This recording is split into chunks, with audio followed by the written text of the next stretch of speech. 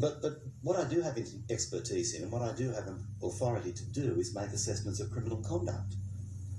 And we've done that in relation to the recent events, and you can see that in the report. And the only conclusion you can draw is that the Israeli army is one of the most criminal armies in the world. North Africa into Europe, that's even less likely now. So the bottom line is, I think the next step in this war is an all-out war on the part of Israel and Hezbollah against each other. The very high probability that Iran will now move into the conflict to support its friends in southern Lebanon, because I don't think they're going to stand by and allow Israel to destroy them. That brings in Russia, and that also opens the door to Turkey. And I think the Russians will tell the Turks, if you want to move on Cyprus, we'll support you, because we understand that's a vital strategic interest for you. You don't want Cyprus to become the aircraft carrier for your enemies. And the Turks are increasingly viewing Israel as their enemy. So Doug, this brings up some humongous.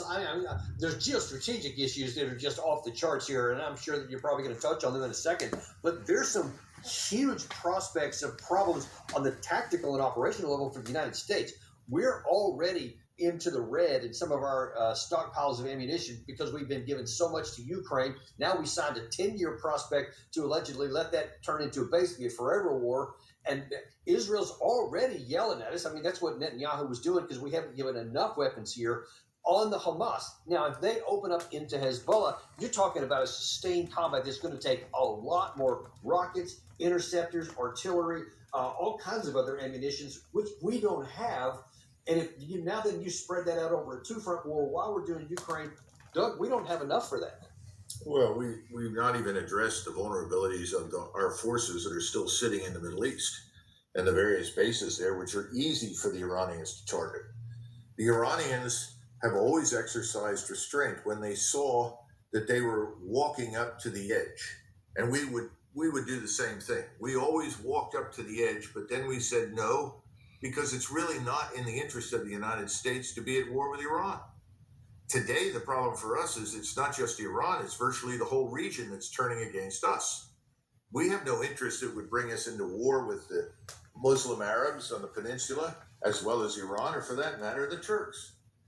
We have no interest whatsoever in that. We have an interest in finding a way to stop this. But here's an important point to keep in mind, and I have to quote John Mearsheimer, who said it very, very well. If our interests and Israel's interests were actually aligned, there would be no requirement or need for an Israel lobby. Why is there an Israel lobby pouring hundreds of millions of dollars into people's campaigns and pockets on the Hill, in the House, in the Senate, and even in the White House? Because the interests do not align. So they have to be artificially constructed. And that's an artificial construct right now. And I think once the American people discover what's going on, and they'll probably discover after we begin to take losses at sea, there's going to be hell to pay in Washington. No amount of money will ultimately buy off the American electorate. The American electorate is not going to be pleased if we take heavy casualties. And I think that's a real possibility. And again, I go back to Russia doesn't have to engage directly. They can support Iran, and they can also support the Turks. And the Turks are going to be very unhappy about these developments on Cyprus. The Turks are already watching carefully to their eastern border, where the Israelis have been hard at work, as well as we, in inspiring the Kurds to attack Turkey.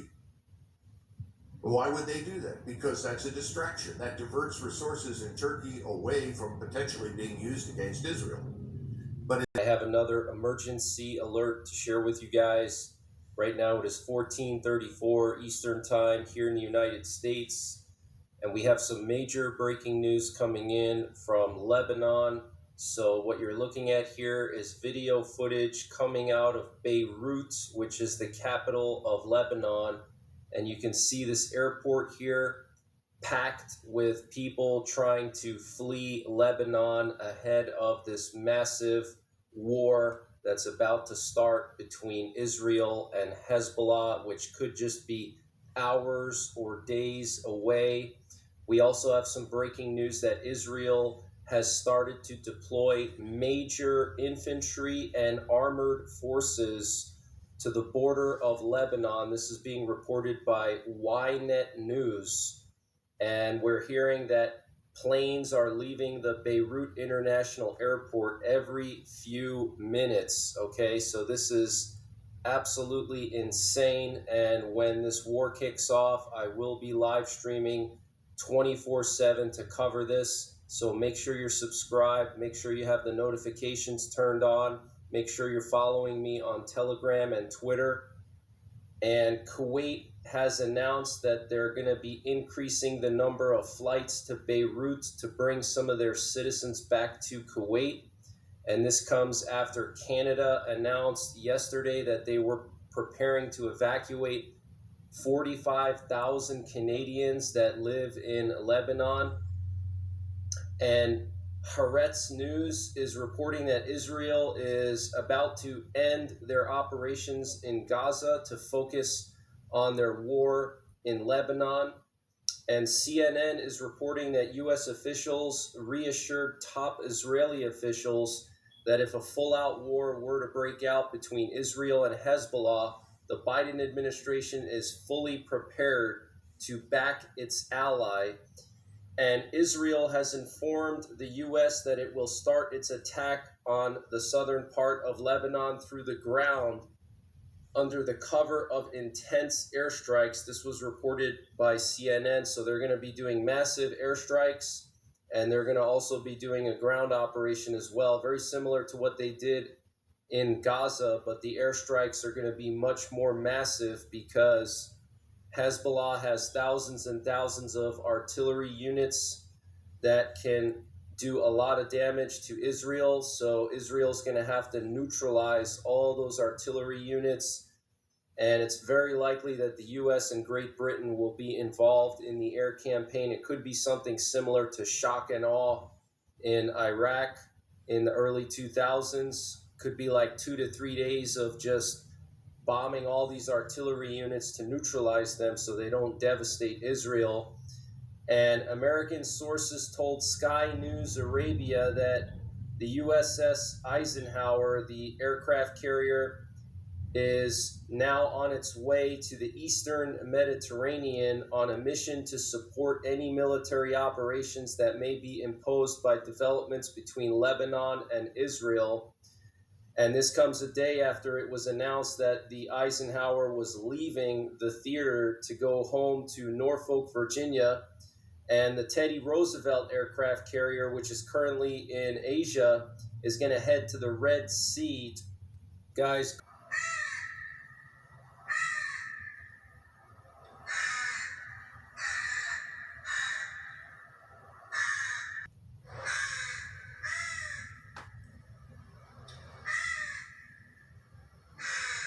have an emergency alert to share with you guys. Right now it is 15:26 Eastern Time here in the United States, and we have some major breaking news coming in from the Middle East and from Europe.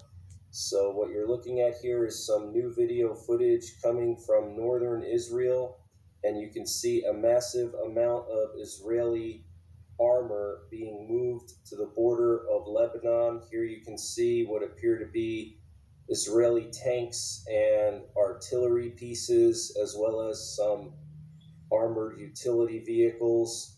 So this is absolutely huge, guys. It looks like we're just hours or days away from a massive Israeli air campaign on southern Lebanon, as well as a following ground invasion. Shop and save.